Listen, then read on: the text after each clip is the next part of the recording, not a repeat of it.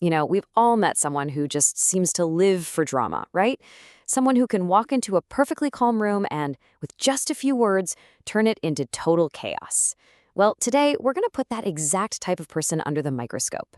We're going to dissect this fascinating social archetype, the village gossip monger, using an absolutely brilliant comedic sketch as our case study to figure out what makes them tick. So first things first, let's get the terminology down. The word is Lankari. Now, this is a North Indian term for that person, the one, whose whole purpose in life seems to be starting fights and spreading rumors. They're basically a human fire starter, just looking for some dry grass to ignite purely for their own amusement. All right, here's how we're going to break this down. First, we'll get to know the Lankari. Then we'll dive into their methods, their anatomy, if you will. We'll trace the web of chaos they spin, see what happens when the village finally confronts them, and stick around for the absolutely wild confession at the end. Okay, let's start with our field guide.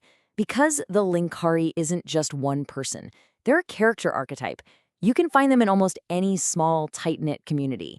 They're this unofficial but incredibly powerful social force, kind of like an agent of chaos who knows exactly which buttons to push to stir up trouble. So, how in the world do they actually do it?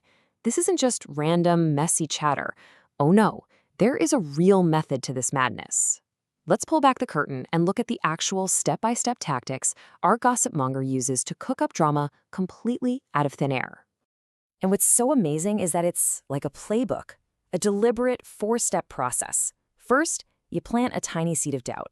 Then you pretend to be concerned while giving terrible advice. After that, you report the facts, but with your own little spin. And boom, the final step. You've created a massive conflict that never even existed before. Let's look at step 1 in action. Picture this. A woman is all dressed up, super excited to go to a party. Our Lankari spots her. Instead of saying, "You look great," he says this: "I'm telling you, you should change that suit. It looks absolutely terrible." Just like that, her confidence is shattered. The seed of doubt is planted, and she decides not to go. Mission accomplished.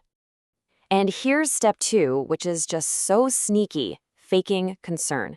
So a woman does something nice, brings her neighbor sweets to celebrate. Simple, right? Well, the Lankari pulls her aside and completely reframes it. He convinces her that the neighbor secretly hates her and that she should march right back over there and demand her sweets back. He's acting like her friend, but he's really just lighting a fuse. Now, for step 3, reporting the facts with a toxic little twist. You've got 2 friends. Everything's cool. One of them buys a piece of land. The Lankari swoops in and tells the other friend this whole story about how that land was secretly promised to him and that he's been betrayed. It's a total lie, of course, but it's designed specifically to turn these 2 buddies into bitter enemies. And you gotta understand, these little comments are not harmless. Not at all. Each one is like a stone thrown into a pond, creating ripples that spread out and mess everything up. Let's take a look at the actual fallout from this one-man drama factory. I mean, this table just lays it all bare. Look at the difference here. On the left, you have simple, normal reality. On the right, you have the Lankari's twisted version.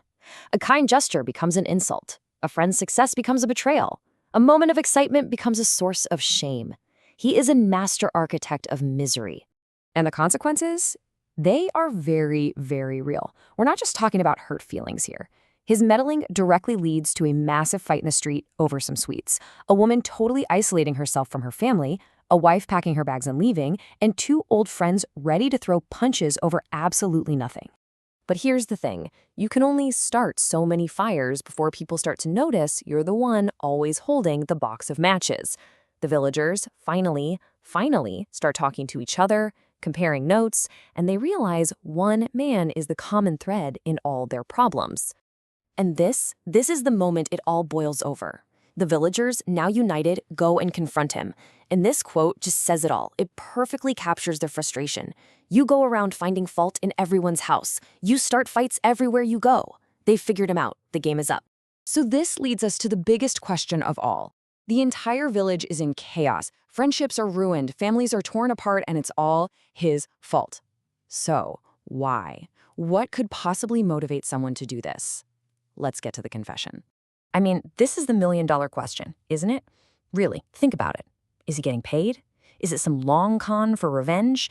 Does he gain some kind of power from all this? The villagers demand to know, and frankly, so do we. And his answer is, wow. It is just staggering in its honesty and its sheer absurdity. He says, "My food doesn't digest until I've caused a fight in a house." That's it. That's the whole reason. It's not some grand scheme. He just needs it physically. And that's the unbelievable takeaway here. His motivation isn't malicious. It's not even strategic. It's physiological. It's almost biological. He's not an evil mastermind. He's basically a drama addict. The chaos isn't the means to an end. The chaos is the end. It's like his version of a digestive aid. So, this leaves us with one last, kind of provocative thought to chew on.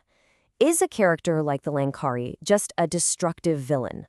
Or, and hear me out, in some twisted way, is he also a vital source of village entertainment? The guy who provides the stories that, for better or worse, make life a little less boring? Definitely something to think about.